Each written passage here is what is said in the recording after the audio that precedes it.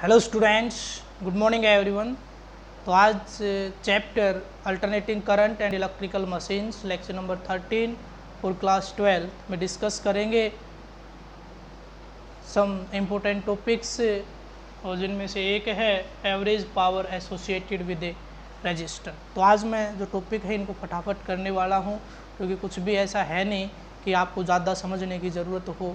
तो आप सभी को पता है when circuit is purely resistive, then in pure resistive circuit current and voltage are in same phase और phase difference is 0 in voltage and current और voltage का phase difference क्या होता है, 0 होता है, ठीक है। and power is given by V into में I, that is the instantaneous power. Average निकालनी पड़े तो हम टोटल करंट और टोटल वोल्टेज निकाल के उसके साथ मल्टीप्लाई कर देंगे। तो हमें तो केवल और केवल अब यहाँ पे क्या निकालनी है, इंस्टेंटेनियस निकालनी है। उसके बाद उस पर एवरेज का फॉर्मूला यूज़ कर देंगे। तो यहाँ पे केवल और केवल दो वैल्यू यूज़ करेंगे, पावर के दो फॉर्मूले यूज़ करेंगे। एक तो होता है रेट ऑफ डूइंग वर्क और एक होता है P is equal to V into I, और दोनों को कंपेयर करके आंसर निकाल देंगे, ठीक है। तो मान के चलिए instantaneous values of, let us consider instantaneous values of voltage and current are V is equal to V naught sine omega t and I is equal to I naught sine omega t, ठीक है। ये values होती हैं। उसके बाद हम क्या लिखेंगे, we know that P is equal to rate of doing work, वो क्या होता है dW by dt, rate of doing work, और dW is equal to P dt।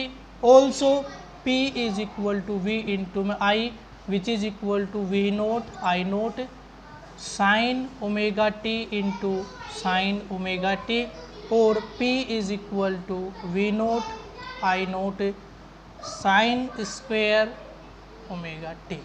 ये मेरे पास वैल्यू आ गई। Now put this value of P in this equation, dW is equal to V naught I naught sine square omega t dt। ये मेरे पास किसकी value आ गई है, dW की, ठीक है। अब मेरे को निकालनी है एवरेज पावर। तो आपको पता है एवरेज पावर का फॉर्मूला क्या होता है, टोटल वर्क अपॉन में टोटल टाइम। तो average power P average is equal to, भाई इंस्टेंटेनियस क्या थी dW बाई dt, तो ये क्या हो जाएगी W बाई टी, बस, और कुछ भी तो करना है ही नहीं। तो आप क्या करोगे, यहाँ पे W निकालने के लिए क्या करना पड़ेगा, इसका इंटीग्रेशन कहाँ से कहाँ, 0 टू t। तो इसको मैं क्या लिख सकता हूँ 1 बाई टी, और अंदर क्या करूँगा 0 टू t इंटीग्रेशन कर देता हूँ किसका, dW का। Now place the value of dW from this equation in this. तो आपके पास क्या आ जाएगी, P average is equal to 1 by t. अब देखिए यहाँ पे आपको पता है ट्रिग्नोमेट्रिक फंक्शन का, अगर आपके पास ट्रिग्नोमेट्रिक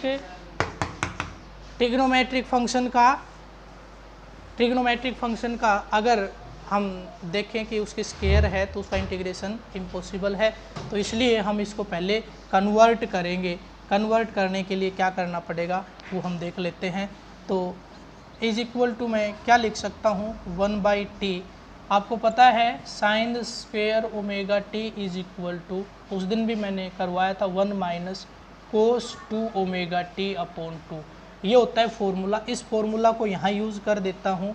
तो ये 2 जो है इसको तो मैं ले आता हूँ बाहर, और यहाँ पे dW में V नोट भी है और I नोट भी है, इनको भी बाहर ले आता हूँ। 0 टू t इंटीग्रेशन किसका करता हूँ 1 minus cos 2 omega t dt। तो इनका अलग अलग करके देखोगे तो क्या आएगा, P average is equal to V naught I naught upon में t, अंदर करिए इसका क्या आएगा t आएगा। तो इसकी लिमिट क्या रहेगी आपकी 0 टू t। उसके बाद हम करेंगे कोस का, तो ये minus symbol as it is रहने देते हैं। कोस का होता है साइन ओमेगा टी, क्या होता है कोस का, साइन ओमेगा टी। तो साइन 2 ओमेगा टी, और एंगल का करोगे तो 2 ओमेगा आ जाएगा नीचे, और इसकी लिमिट भी रहेगी 0 to t। ठीक है, उसके बाद यहाँ पे वैल्यू वगैरह पुट करके और आपको सोल्व करना है। तो क्या आ जाएगा आपके पास, ये जो टर्म है ये बचेगी, बाकी शायद सारी ख़त्म हो जाएगी। चलिए देख लेते हैं क्या होगा क्या नहीं होगा, वैल्यू रख के देख लेते हैं। P average is equal to V naught I naught upon में टी, और अंदर की बात करूँ तो ये हो गया है आपका टी माइनस 0। ठीक है, माइनस 1/2 ओमेगा को तो बाहर ले आता हूँ और अंदर करता हूँ sine 2 omega t minus sine 0 पे 0 होता ही है। ठीक है, और यहाँ पे भी आपका क्या हो जाएगा, ये यहाँ पे शायद ये 2 मैंने छोड़ दिया कहीं पे, ये 2 छोड़ के चल रहा हूँ, ये 2, तो इसको मैं यहाँ ले लेता हूँ, इसको मैं यहाँ ले लेता हूँ। हाँ अब सही है। तो अब देखिए यहाँ पे साइन, यहाँ पे मैं रखूँगा ओमेगा की वैल्यू 2π/t, टी से टी कैंसिल होगा, और साइन कितने भी पाई हो, 2 पहले है 2 और आ जाएगा 4π हो जाएगा, तो साइन कितने भी पाई 0, तो ये भी 0 और ये भी 0, तो ये टर्म हुई 0, ये ख़त्म, केवल t बचा। तो मेरे पास यहाँ से हटने के बाद केवल और केवल ये वैल्यू बची है, तो इस t से ये t कैंसिल, तो ये मेरे पास आ गया v note I naught upon में, अलग अलग कर देता हूँ √2 ठीक है। तो अगर मैं चाहूँ इसको कि r की फॉर्म में लिखूँ तो भी मैं लिख सकता हूँ, इस फॉर्म में छोड़ना चाहूँ तो इस फॉर्म में भी मैं इसको छोड़ सकता हूँ। वो क्या रहेगा, is also equal to V R M S into I R M S. और अगर करना चाहूँ तो ये क्या हो जाएगा, I naught is equal to V naught by R. तो चाहूँ तो मैं ऐसा भी कर सकता हूँ, is equal to V R M S का स्क्वायर अपॉन में आर, ये भी लिख सकता हूँ। तो ये थी average power associated with pure resistive circuit. Clear है, बहुत ईजी सा है, जो इंटीग्रेशन में भी कुछ नया यूज़ नहीं हुआ है, हम ये ऑलरेडी कर चुके हैं। ठीक है, उसके बाद नेक्स्ट टॉपिक है energy and average power associated with a pure inductor. Energy and average power associated with a pure inductor. तो पहले हम एनर्जी कर लेते हैं।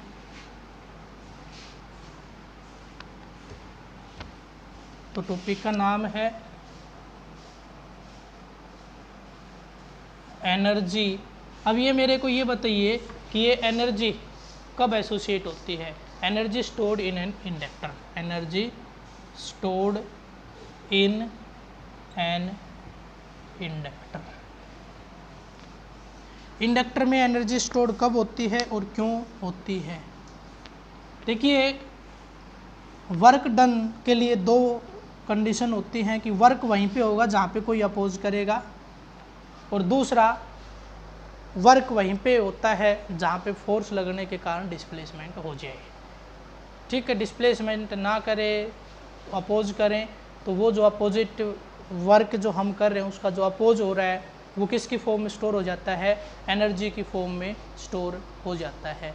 तो यहाँ पे क्या होता है कि जब हम इंडक्टर के अंदर से करंट 0 टू मैक्सिमम लेके जाते हैं, ऐसा ही होगा, करंट आपका मिनिमम टू मैक्सिमम की तरफ इंक्रीज होगा, तो उस टाइम पे उसके अंदर ईएमएफ इंड्यूस्ड हो जाता है, जो कि उसका क्या करेगा, अपोज करेगा।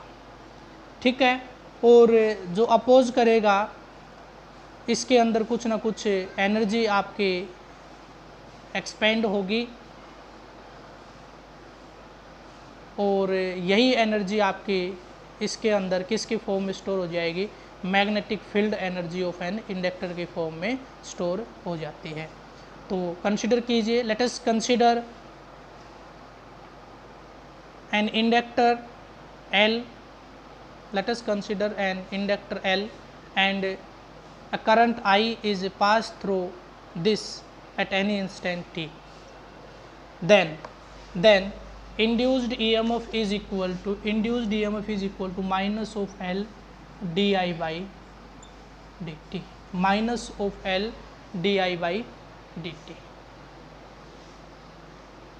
And we also know that P is equal to D W by D T और D W is equal to P D T और D W is equal to P D T and we know that P is equal to V into में I।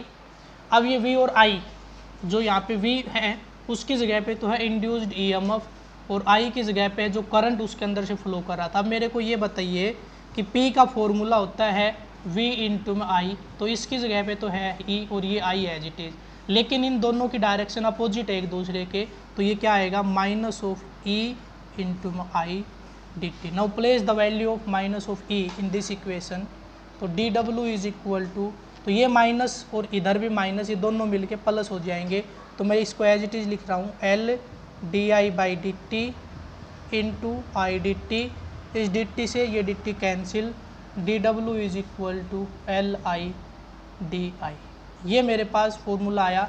तो total work है जो आपका energy की form में store होगा, तो W इज इक्वल टू, किस लिए कर रहे हैं हम, करंट को मिनिमम से मैक्सिमम बनाने के लिए, तो मिनिमम से मैक्सिमम बनाने के लिए यानी 0 टू आई नोट बनाने के लिए, तो integrate this equation from 0 to I naught, तो L बार 0 टू आई नोट इंटीग्रेशन करेंगे आई डी आई का, तो ये क्या आ जाएगा W is equal to L, क्या आएगा यहाँ पे आपका आई स्क्वेयर बाई 2 और लिमिट क्या हो जाएगी, एक पावर बढ़ाते हैं उसे डिवाइड करते हैं, लिमिट होगी 0 टू आई नोट, तो W is equal to L I naught square by 2, आगे 0 हो ही जाएगा, upper limit minus lower limit करोगे तो this work is stored in the form of energy U।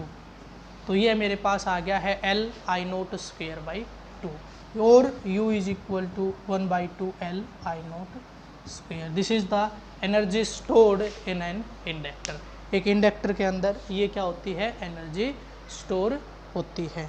अब मैं बात करता हूँ इसके अंदर एवरेज पावर एसोसिएटेड की। तो आप सभी को पता है average power associated with an inductor also a capacitor. एक प्योर कैपेसिटिव सर्किट के अंदर या प्योर इंडक्टिव सर्किट के अंदर एवरेज पावर 0 होती है। एवरेज पावर क्या होती है, 0 होती है। तो वो हमें प्रूव करके दिखाना है। एक प्रूफ मैं करूँगा, एक आपको करना है, एनर्जी दोनों मैं निकालूंगा। तो पहले ये आ रहा है कि आपका average power associated with an inductor, ठीक है, ये आ रहा है average power associated with an inductor, average power of inductor, ठीक है, इंडक्टर L। इसके लिए एवरेज पावर का डेरिवेशन मैं करूँगा, अगले का हिंट दूंगा, वो आपको करना है, ठीक है। We know that instantaneous value, suppose the instantaneous value of voltage and current are V is equal to V naught sine omega t, V naught sine omega t. What is the phase relation between V and I in case of inductor. Inductor के अंदर current पीछे रह जाता है, lag करता है कितने से, 90 डिग्री से, और लीड कौन करता है, वोल्टेज करती है। तो यहाँ पे अगर वो रिलेशन यूज करूँ तो क्या आना चाहिए, I नोट साइन 90 से क्या करता है, पीछे रह जाता है, omega t minus pi by 2। ऐसा ही होता है ना, ऐसा ही होता है। अब मैं क्या करता हूँ, ये माइनस कॉमन ले लेता हूँ, तो I is equal to minus बाहर I नोट, और ये हो गया sine pi by 2 minus omega t, और साइन 90 माइनस थीटा होता है कोस थीटा के बराबर, तो I is equal to minus of I naught cos omega t. ये मेरे पास आ गया, ये मेरे पास V की वैल्यू, ये मेरे पास I की वैल्यू। उसके बाद आपको करना क्या है, वही dW is equal to P D T, और ये वैल्यू यहाँ पे पुट करके दिखा देनी है। बताइए करना है या कर दोगे। वही आपका dW is equal to P D T, P is equal to V into में I, P is equal to V into में आई। तो चलिए देख लेते हैं क्या होता है।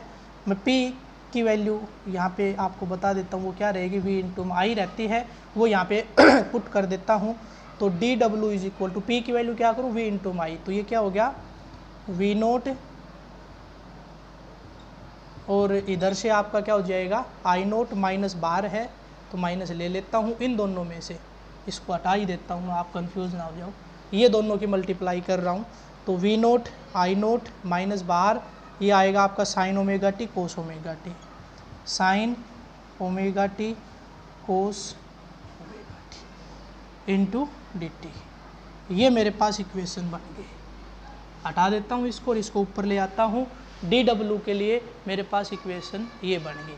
अब देखिए आपने पढ़ा हुआ है साइन या 2 sine omega t cos omega t is equal to, ये फॉर्मूला आप नोट कर लीजिए, 2 sine omega t cos omega t is equal to sine 2 omega t is equal to sine 2 omega t. ये फॉर्मूला आप लिख लीजिए। क्या होता है ये 2 sine A cos A is equal to sine 2a,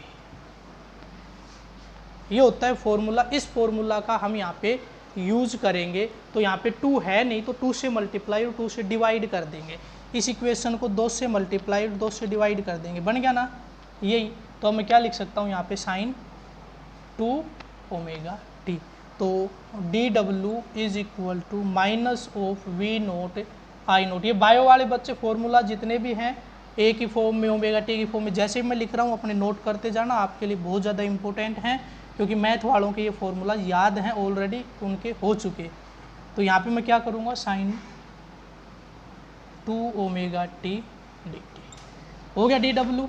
उसके बाद आगे का काम आपको पता है, ये क्या करना है, इसका इंटीग्रेशन। एवरेज निकालने के लिए क्या होता है, P is equal to W by T, P is equal to W by T. Where W is equal to इसका इंटीग्रेशन कर देंगे 0 to T. Where W is equal to integration 0 to T किसका, minus of V naught I naught to sine omega T D T का।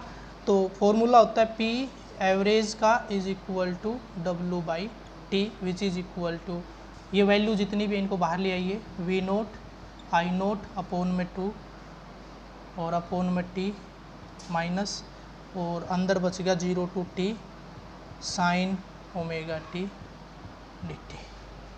Clear है, शायद इतना हो जाना चाहिए सभी का, ठीक है।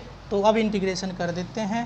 अब इंटीग्रेशन करते हैं minus of V naught I naught to t, अंदर आता है साइन का होता है minus of cos omega t, और इस एंगल का करोगे तो ये ओमेगा आ जाएगा नीचे 0 टू टी। इस माइनस से ये माइनस मैंने कैंसिल कर दिया, माइनस हुआ ख़त्म।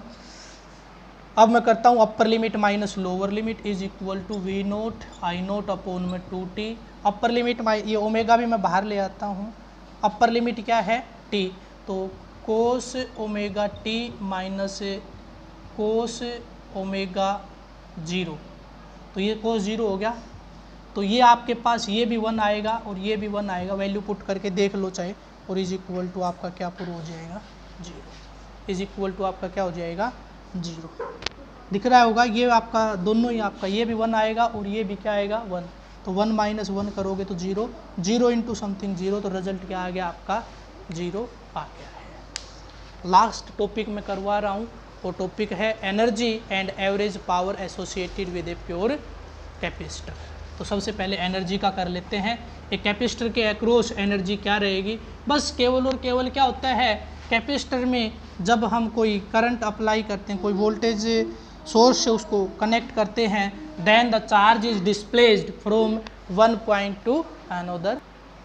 तो कंसिडर करना शुरू करते हैं। Let us consider a capacitor of capacitance C and a potential difference of V is set up due to the displacement of charge Q, due to the displacement of charge Q। जब Q charge displaced होता है तो potential create V हो जाता है। We know that V is equal to Q by C, ये हमें पता है V is equal to Q by C होता है। Now according to formula V is equal to आपने पढ़ रखा है, V is equal to D W by D क्या होता है, amount of work done to bring a unit positive charge from infinity to that point. Potential का difference का formula यही तो होता है ना, amount of work done to bring a unit positive charge from infinity to that point. तो यहाँ पे मेरे को किसके लिए सोल्व करना होता है, ये डी डब्ल्यू के लिए सोल्व करना है। तो D W is equal to V into D क्या। Now place the value of V in this equation, then D W is equal to क्या अपॉन में क्या है, हाँ क्या अपॉन में सी डी क्या। अब मेरे को जो चार्ज है वो मान लिया इनिशियली 0 था और मैक्सिमम कितना करना है, उसको क्या करना है तो मैं क्या करूँगा, टोटल वर्क जो है वो किसके लिए करना पड़ेगा, 0 to Q चार्ज आपका ट्रांसफ़र करने के लिए। तो इसी का क्या कर देना है, ये 1/c बाहर Q डी Q का जो अगर इंटीग्रेशन करोगे तो क्या होता है Q²/2। तो Q²/2 अपर लिमिट माइनस लोअर लिमिट भी यही रहेगा। तो आपके पास ये आ गया है, this is stored in the form of energy U। तो U is equal to 1/2 Q²/c। Q²/c होता है ये C यहाँ पे देखिए, ये C नीचे है, मैंने ऊपर लिख दिया इसको, C हो गया। तो आपका क्या हो गया है, ये U is equal to 1/2 Q²/c ये आ गया है मेरे पास। ऐसे ही देखिए, अब मैं बात करता हूँ इसमें जो पावर एसोसिएटेड है वो इसमें भी 0 आनी है, लेकिन उसके लिए आपको डेरिवेशन करके दिखाना पड़ेगा। तो वही है, इसमें जो रिलेशन होती है वो क्या होती है, V is equal to V0 sin omega t and I is equal to, इसमें I करंट इसको क्या करता है, लीड करता है। तो क्या करोगे, I0 sin omega t plus π/2 बस। तो ये I is equal to I0, ये क्या होता है, sin 90 plus theta is equal to cos theta, I0 cos theta, I यानी ओमेगा t। वही अब आप क्या करोगे, P is equal to V into में I, ये फॉर्मूला यहाँ पे लगाओगे। और एवरेज पावर के लिए क्या होता है, एवरेज पावर के लिए अगर फॉर्मूला लगाओगे तो वो होता है आपका average, P average equal to W/T, P average AVG is equal to W/T। W इसमें आपका W क्या रहेगा, W is equal to work कहाँ से कहाँ करना है आपको, 0 to T करना है। तो W इज इक्वल टू जो dW की वैल्यू आएगी उसमें 0 to T आप रख दोगे, ठीक है। तो शायद हो जाएगा, तो ये आपको कंप्लीट कर लेना है। तो अब आपके पास इसमें केवल और केवल 2 इलेक्ट्रिकल मशीन्स बची हैं, वो है आपका ट्रांसफॉर्मर एंड इलेक्ट्रिक जनरेटर।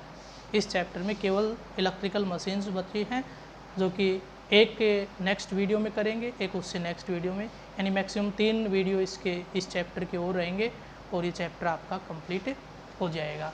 तो यहाँ तक आप सभी जितने भी आपके आर्टिकल्स हैं ये कंप्लीट करने हैं। टाइम आपका ज़रूर लगेगा अप्रोक्सीमेटली कि, या ये मान के चलिए कम से कम 1 घंटे में आपके 4 आर्टिकल हो पाएंगे।